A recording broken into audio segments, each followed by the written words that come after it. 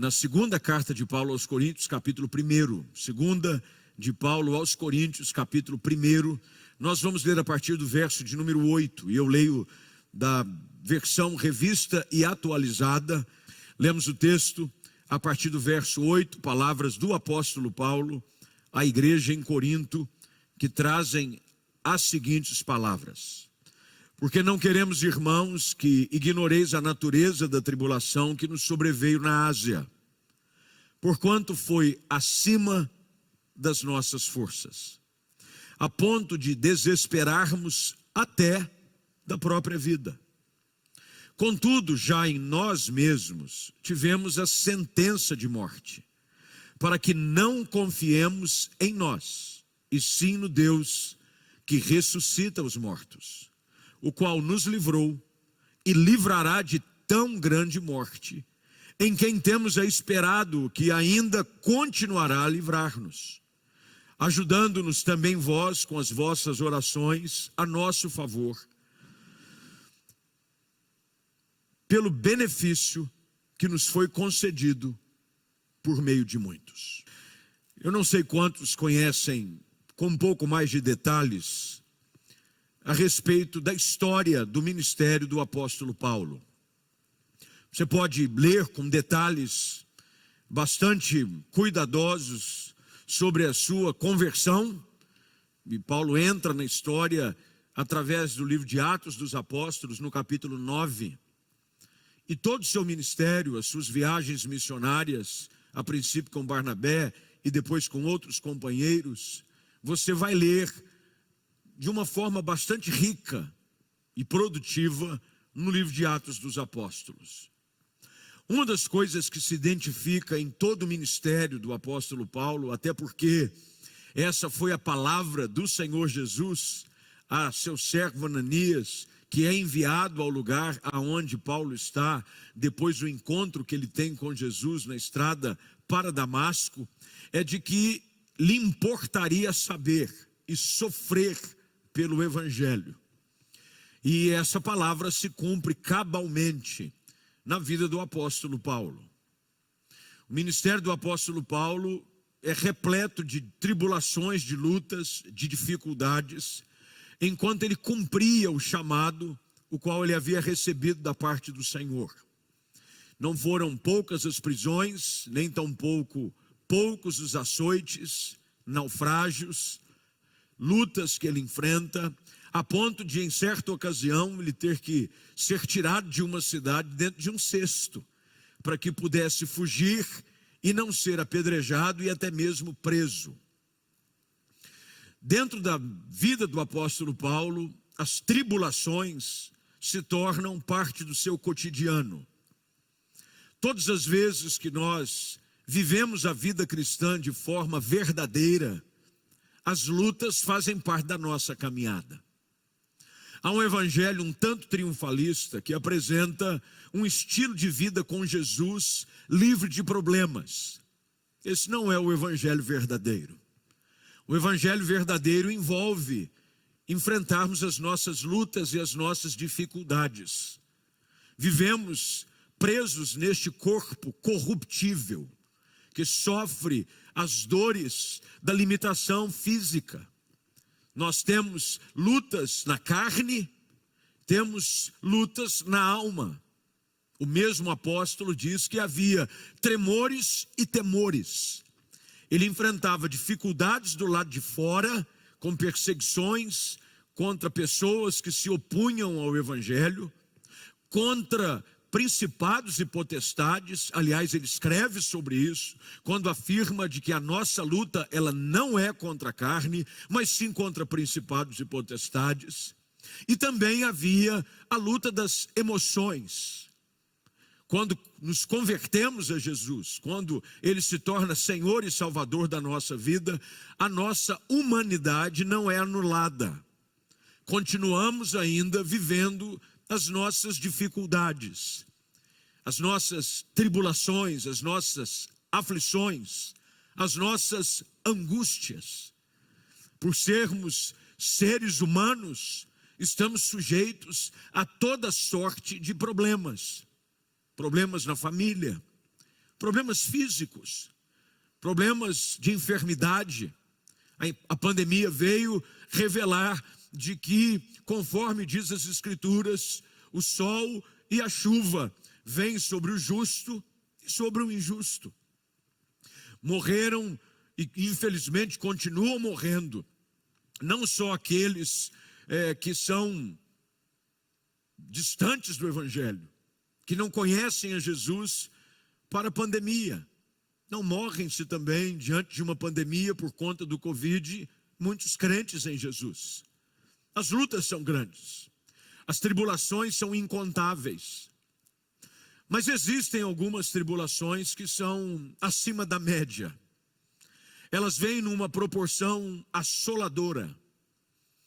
Elas vão nos levar a reconhecer que as nossas forças têm um limite.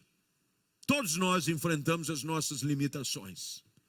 Por mais forte que você se considere ser fisicamente, emocionalmente ou espiritualmente, todos nós temos os nossos limites. Há alguns tipos de problemas que expõem de forma rasgada a nossa humanidade. Alguns problemas surgem numa proporção tão intensa que nós chegamos a ponto de achar de que não vale a pena continuar. Paulo viveu alguns momentos assim. Viveu naufrágios a ponto de ser acusado de ser um assassino.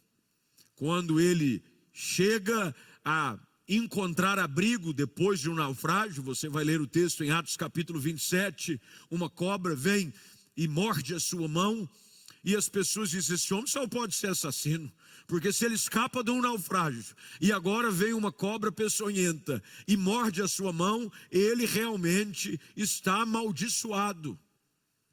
Às vezes as lutas vêm numa proporção tão intensa, de que chegamos a pensar como aqueles bárbaros pensaram a respeito de Paulo.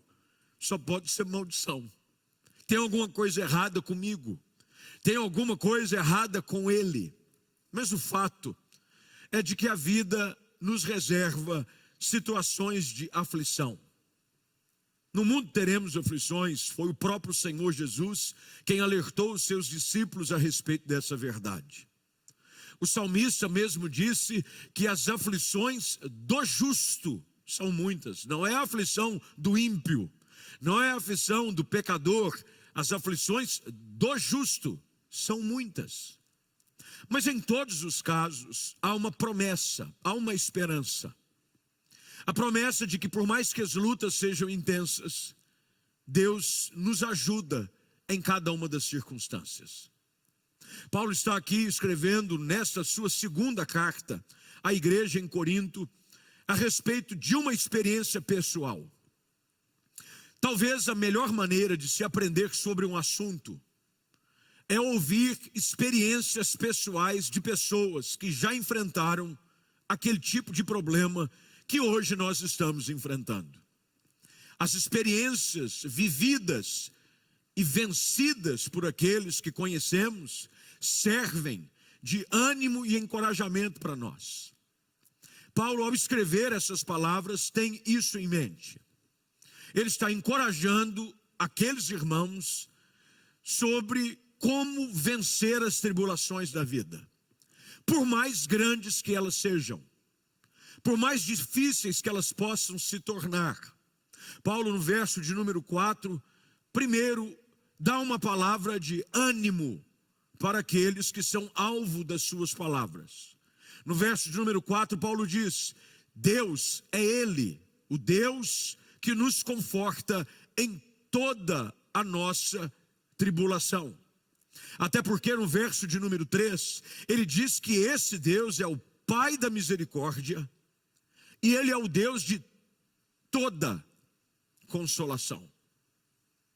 Uma das primeiras coisas que nós identificamos quando as lutas se tornam intensas e quando a tribulação insiste em nos alcançar, é o fato de que nós não enfrentamos as lutas da vida sozinhos.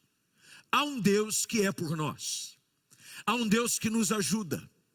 Há um Deus que prometeu estar conosco todos os dias.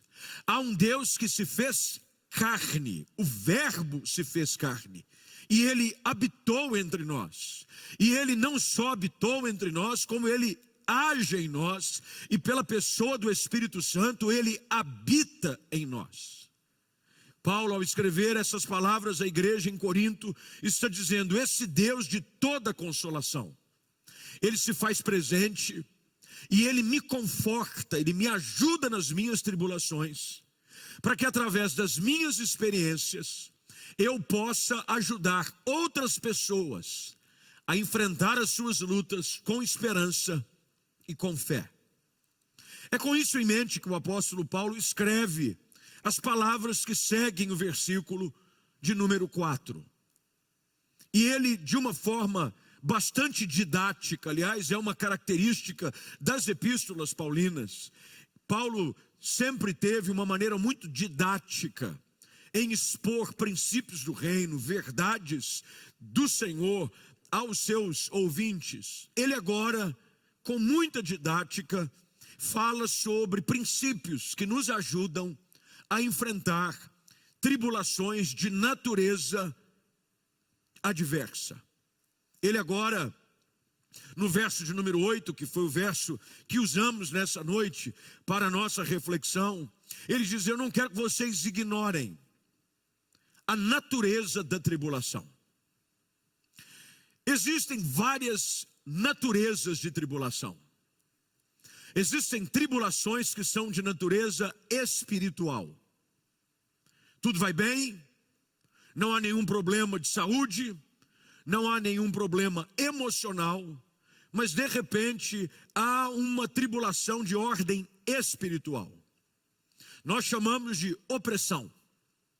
É quando o inimigo da nossa alma tenta de todas as formas nos oprimir, nos perseguir, colocar situações que nos queiram fazer desanimar. Existem situações reais e presentes, quase que no cotidiano de todos nós, quanto a esse tipo de tribulação, essa natureza espiritual, que precisa ser combatida e vencida com as armas da nossa milícia, que o próprio apóstolo Paulo afirma não serem carnais, mas poderosas em Deus, para destruir essas fortalezas e anular qualquer tipo de pensamento inculto, qualquer tipo de pensamento que Paulo chama de sofisma, que é um pensamento impuro, subversivo. Outro tipo de tribulação é de natureza física. As enfermidades podem colocar sobre nós uma série de tribulações físicas. Doenças, sejam elas de ordem emocional, espiritual ou até mesmo física. Alguém que é acometido de uma síndrome, de um mal, de uma enfermidade crônica, pode gerar um tipo de tribulação que faz com que as pessoas entrem em desespero. Houve-se um diagnóstico de uma enfermidade que a ciência ainda não encontrou cura, uma pessoa que é diagnosticada com um tumor maligno, alguém que ouve um diagnóstico de uma síndrome rara, alguém que ouviu a respeito de um tipo de câncer que ainda não há um tratamento bem sucedido. Existem tribulações de ordem física. Existem também tribulações de natureza emocional. Ela nada tem a ver com o aspecto espiritual, nada tem a ver com o aspecto físico, carnal, mas é emocional. Pessoas que vivem presas numa depressão, numa angústia, numa ansiedade desenfreada, no qual a sua alma, as suas emoções adoecem. Não encontra-se nenhum diagnóstico, passa-se por todos os exames, faz-se um check-up de tudo aquilo que você pode imaginar, cardíaco, estomacal, das vísceras, você faz um ultrassom de um abdômen total, faz-se um check-up pulmonar e o resultado é, não há nada, mas dentro da sua alma há algo que te incomoda, angustiado, triste sem explicação, lutas que fazem parte da nossa humanidade. Mas também há um outro tipo de natureza de tribulação, que é a tribulação de ordem humana. Eu digo com isso, tribulações causadas por nós mesmos ou de pessoas contra nós. O texto aqui fala sobre a natureza da tribulação, não especificando com exatidão o que ela é. Alguns estudiosos acreditam que essa tribulação está relacionada pelo fato de Paulo ter citado que essa tribulação, conforme diz o verso de número 8, aconteceu na Ásia. Quer dizer, foi algo que aconteceu num lugar específico, e por isso os estudiosos acreditam que deve ter acontecido na cidade de Éfeso. Na cidade de Éfeso, Paulo diz que enfrentou bestas feras. E aqui não era bestas feras no sentido animal, não é que ele lutou com leão, com urso, isso aí foi coisa de Davi. Acredita-se que aqui as feras que Paulo havia enfrentado eram opositores humanos contra o avanço do evangelho e a pregação da palavra, a ponto de persegui-lo, de caluniá-lo, de difamá-lo e de procurar encontrar razões para expulsá-lo da cidade. E Paulo chega a ponto de dizer que ele, por conta da natureza dessa tribulação, ele desespera até da própria vida. E é parando aqui um pouco que eu gostaria de fazer algumas considerações para te ajudar a enfrentar qualquer tipo de natureza de tribulação que você esteja enfrentando. Talvez seja de ordem espiritual, não sei. Quem sabe é de ordem física, há uma enfermidade, há um problema, você está acamado, porventura por situação causada pela Covid ou um outro tipo de enfermidade. Quem sabe você está enfrentando uma natureza de tribulação emocional, você está abatido. Como Davi escreve em um dos seus salmos, porque está abatido a minha alma? Por que você se abate dentro de mim? O que está acontecendo? Pastor, eu ando triste, eu ando desanimado, eu ando depressivo. As tribulações que Paulo afirma ter enfrentado, e aqui especificamente, não vinham numa proporção comum. Existem algumas lutas, existem algumas tribulações que enfrentamos, que vêm numa força sobre-comum.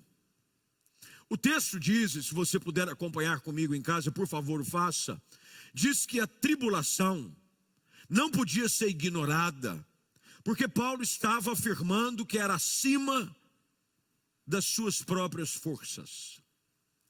Paulo estava dizendo que em si próprio, ele não conseguia encontrar ânimo para permanecer de pé. Ele havia feito de tudo, com certeza. Assim como todos nós, quando as lutas vêm, tem uma tendência natural de reagir.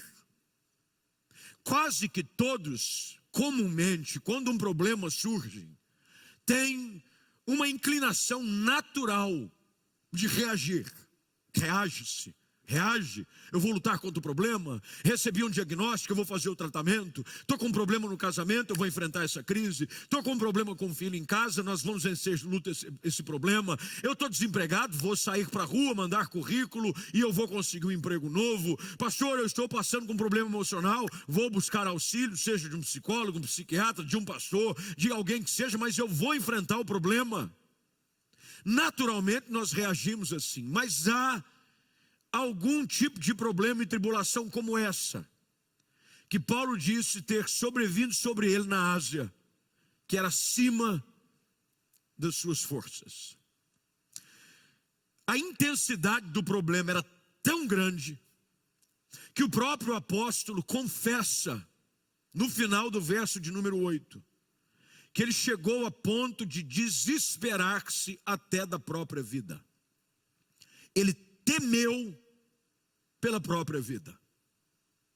A situação era tão crítica, era tão desesperadora, era algo tão além das suas forças, que ele chega a ponto de dizer: eu acho que não há escapatória, chegou o meu fim.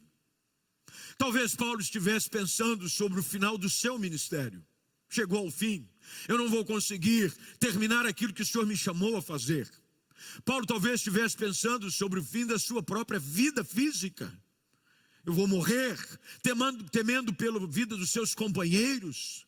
Paulo sempre realizava o ministério cercado de pessoas. Em ocasiões era Lucas, era Barnabé, era João Marcos, era Timóteo.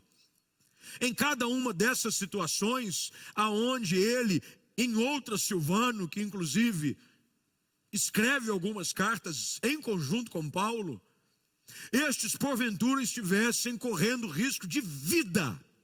E Paulo diz: chegamos num ponto em que não sabemos mais o que fazer. É além das minhas forças e eu estou desesperado. Você já chegou em situações onde o desespero tomou conta da sua vida? Você entrou em desespero.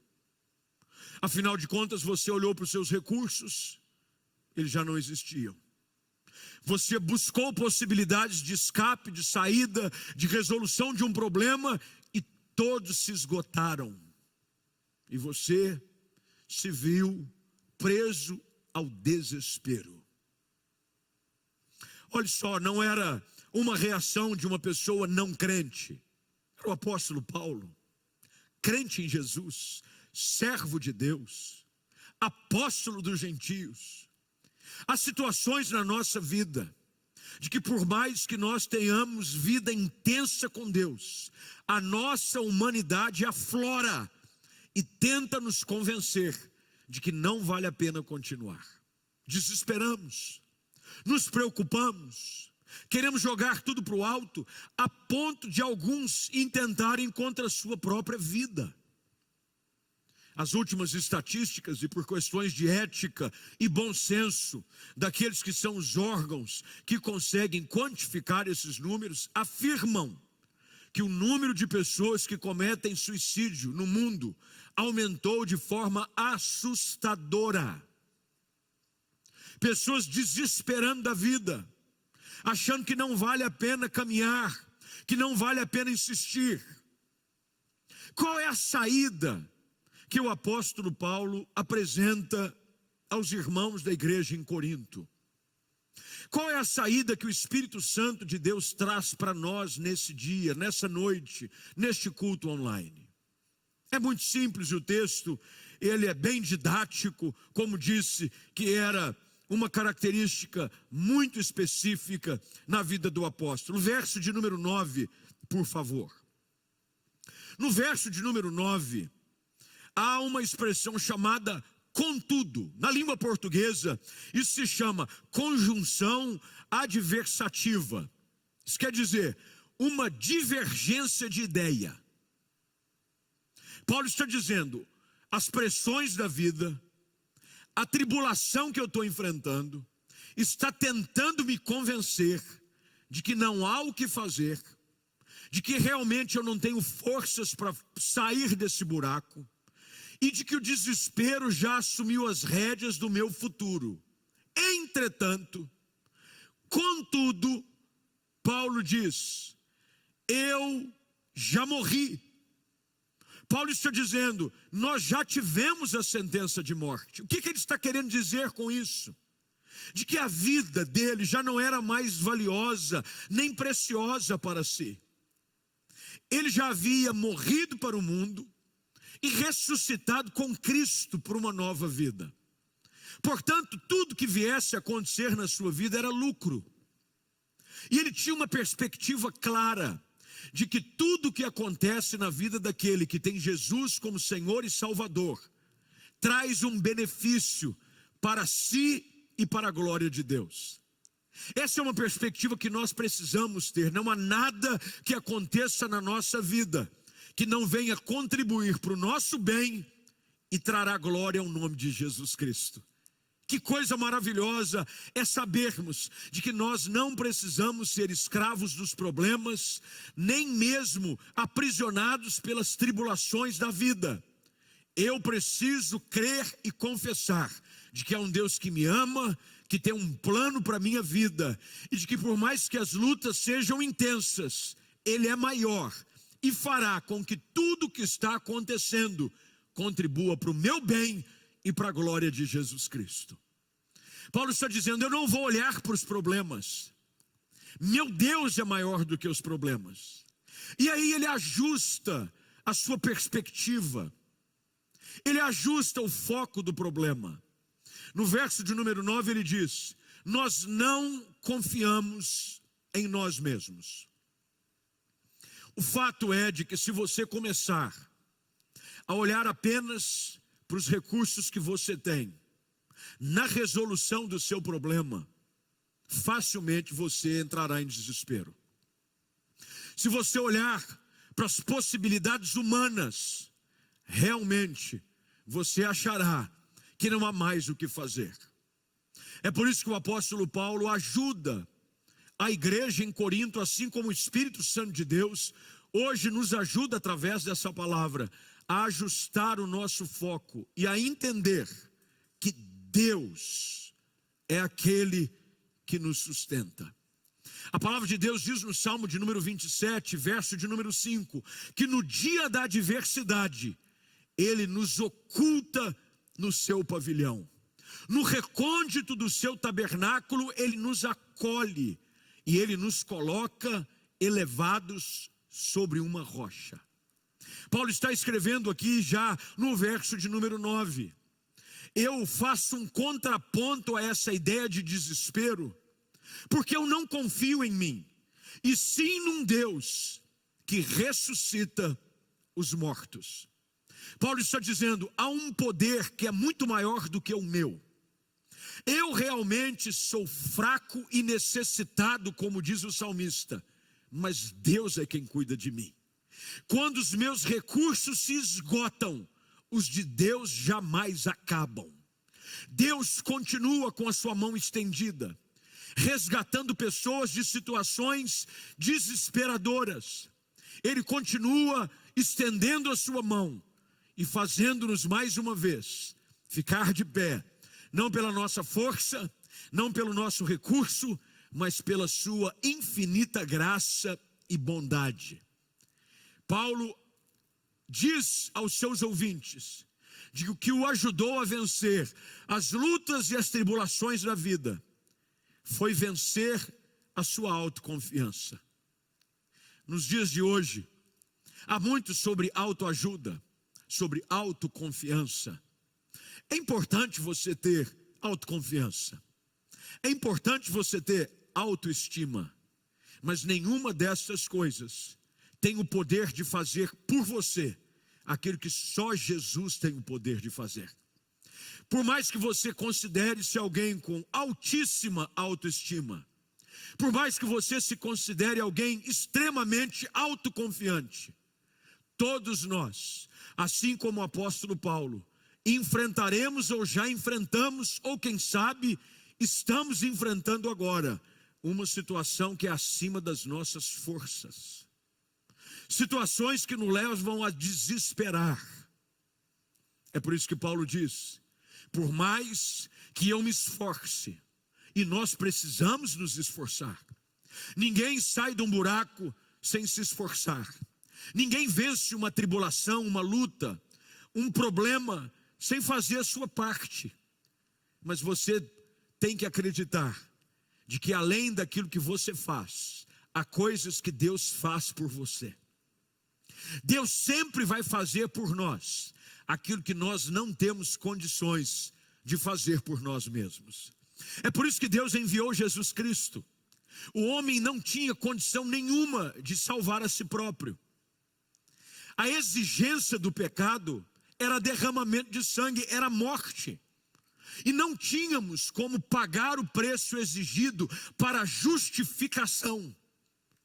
É por isso que Deus enviou o seu Filho Jesus Cristo, para que todo aquele que nele crê não pereça, mas tenha vida eterna. Eu vou até Jesus, o confesso como Salvador, faço a minha parte, e Ele então já fez por mim no Calvário aquilo que eu jamais conseguiria fazer pelos meus próprios méritos. Paulo diz: no meio do desespero, da tribulação e da aflição, eu me lembro de que não posso confiar apenas em mim mesmo, e sim no Deus que ressuscita mortos. logo depois do culto das 17, alguns minutos, 1 hora e tanto atrás. Acabou, eu preguei essa mesma mensagem. E eu saí, as pessoas começaram a serem dispersadas para irem para casa. E uma moça me esperava, assim, bem no pé da plataforma. Eu a reconheci, mesmo por detrás da máscara. Ela veio falar comigo, já com lágrimas nos olhos, dizendo: pastor, essa mensagem foi para mim. Eu disse: que foi, minha filha? Ela já vem lutando contra um câncer bastante agressivo. Já fez algumas sessões de quimioterapia, entre altos e baixos. E agora ela estava bonita, com seu cabelo todo já crescido. Eu até a elogiei, dizendo: como você está bem? Como é que está seu marido? Ele está lá em cima, pastor. Mas eu estou vivendo um momento difícil. Essa semana eu ouvi do médico que a minha enfermidade voltou de forma ainda mais agressiva. E eles vão tentar fazer mais uma sessão de químio. E depois disso, é apenas um tratamento paliativo. E me deram apenas 2 anos de vida.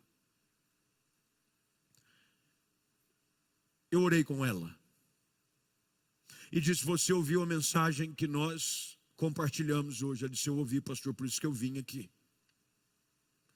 No meio das nossas crises, nós precisamos acreditar num Deus que faz coisas inimagináveis.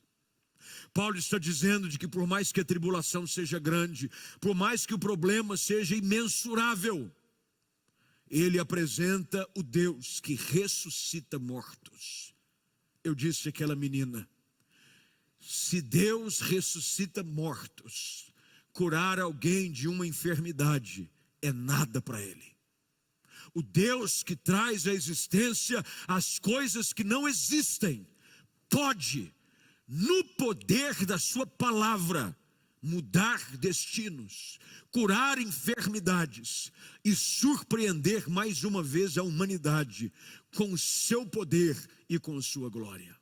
Oramos juntos. Ela saiu daqui um pouco mais animada. E eu confesso que saí daquela oração comprometido a orar todos os dias por aquela moça, para que ela veja da forma como o apóstolo Paulo apresentou nesse texto, um Deus que se faz presente na hora da angústia.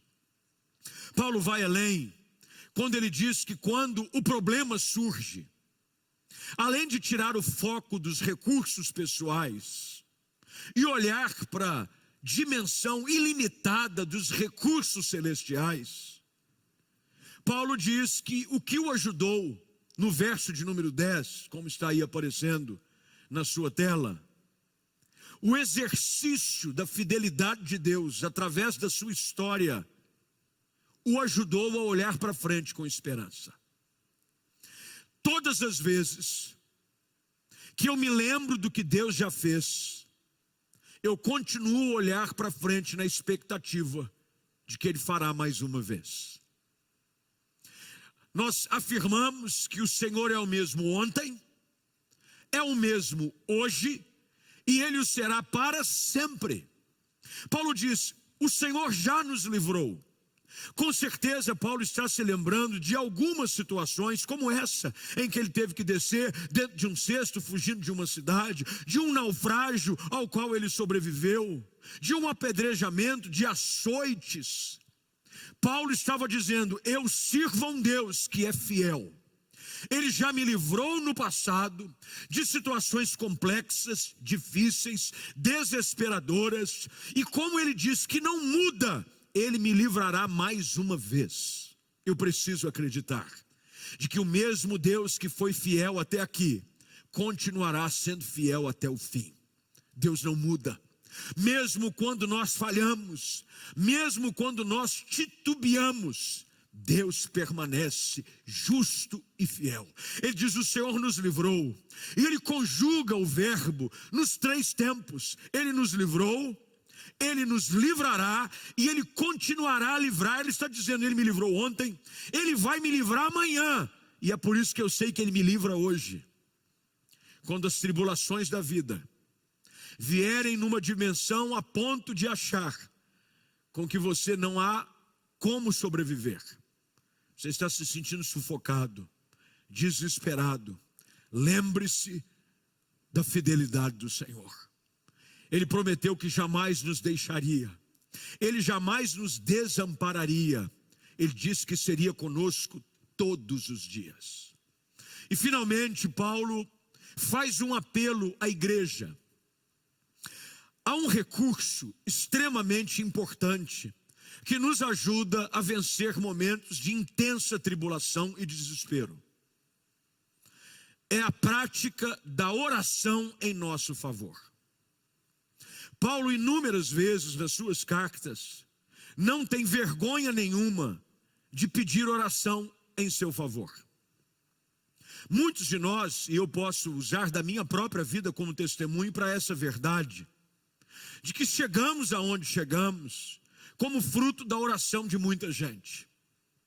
Filhos que são resposta e fruto da oração dos seus pais. Netos que são resposta da oração dos seus avós. Maridos, esposas que são resultado de uma oração incessante por parte de um em favor do outro. Pais que são resultado da oração dos seus filhos. Amigos, irmãos, pastores, crentes que são sustentados em meio às lutas e às tribulações intensas por causa da oração do povo de Deus. Paulo, já agora concluindo o seu raciocínio no verso de número 11, ele escreve as seguintes palavras: ajudando-nos também vós com as vossas orações. Paulo está dizendo: eu me ajudo, Deus me ajuda, vocês me ajudam. Olha que tríade perfeita. Eu me ajudo, Deus me ajuda, vocês me ajudam.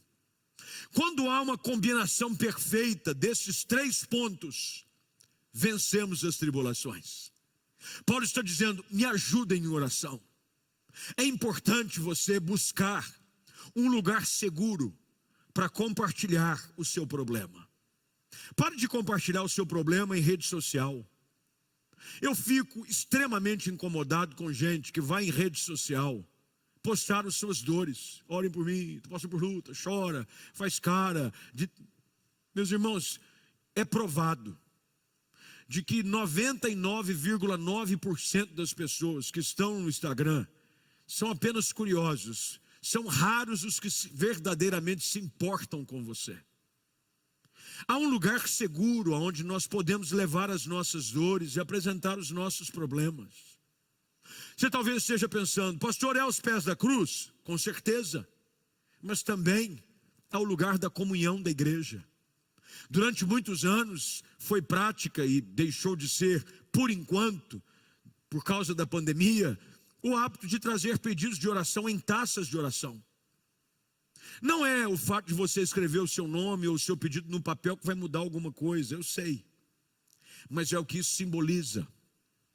É você trazer ao altar e permitir com que semanalmente estejamos suplicando juntos pela sua causa.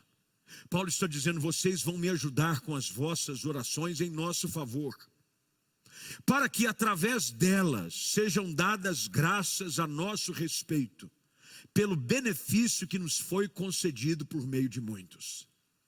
Paulo termina dizendo: eu creio que a oração de vocês vai me ajudar a vencer essa tribulação, e eu vou chegar lá, do outro lado de pé, vencendo e trazendo glória ao nome de Jesus.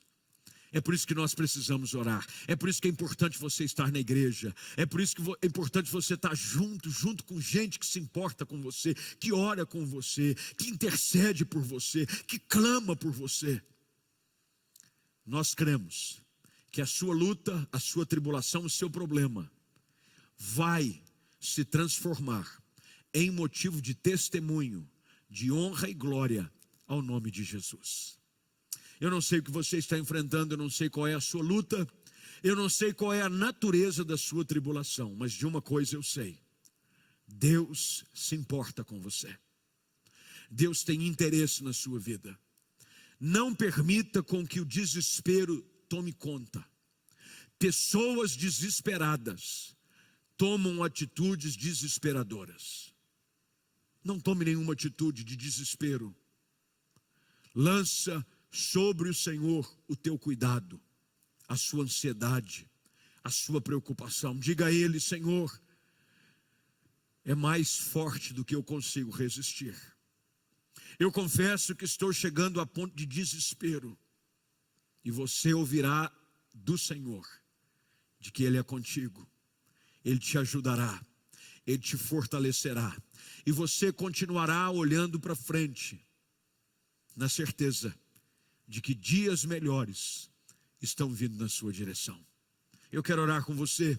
Vou pedir gentilmente para você que nos acompanha nesse culto online, onde quer que seja, que, se possível, coloque-se de pé. Nós vamos clamar ao Senhor. Vamos pedir por socorro. Vamos fazer uso daquilo que o texto diz. Nós vamos orar. Orar por você. Quem sabe você que está em casa pode fazer um exercício simbólico. Pôr uma das suas mãos sobre o seu coração. E eu quero, através desse culto online, ser um intercessor para a sua vida. Eu quero orar por você. Eu quero orar pela sua causa, pela sua família, pelo seu casamento, pela sua saúde, pelas suas emoções. Mas eu quero que você se lembre: Deus é fiel. Ele fez no passado, Ele continua fazendo hoje, e Ele continuará fazendo para sempre. Lembre-se da bondade do Senhor. Traga à sua memória o que pode trazer esperança ao seu coração. Lembre-se do Senhor. Lembre-se da sua bondade, do seu cuidado. Você pode fazer isso comigo. Vamos clamar juntos. Pai eterno, eu clamo a Ti em favor de tantas pessoas que nos acompanham através deste culto online. Pessoas que estão num ponto de desespero, vivendo uma natureza de tribulação que é acima das suas forças. Casais às margens de um divórcio, filhos que estão à margem de um rompimento com seus pais, gente que está desesperada da própria vida porque a angústia de uma emoção desenfreada parece que assumiu as rédeas do seu hoje. Senhor, que o Senhor nos visite nessa hora, que o Senhor traga ânimo e força a cada coração, que a alma cansada encontre renovo em Ti, Jesus Cristo. Eu clamo por cada um destes, para que eles possam olhar para frente, no início dessa nova semana, desse novo semestre, que está saindo à luz, na expectativa de que dias melhores virão. Nós não vamos nos render ao fatalismo, nós não vamos nos tornar escravos do desespero. Nós voltamos os nossos olhos para Ti, Senhor. Cremos em Ti. Ajuda-nos. Fortalece o nosso coração na Tua palavra. Enche o nosso coração de fé e esperança. Tira os nossos olhos dos problemas e ajuda-nos a colocar os olhos em Ti, autor e consumador da nossa fé.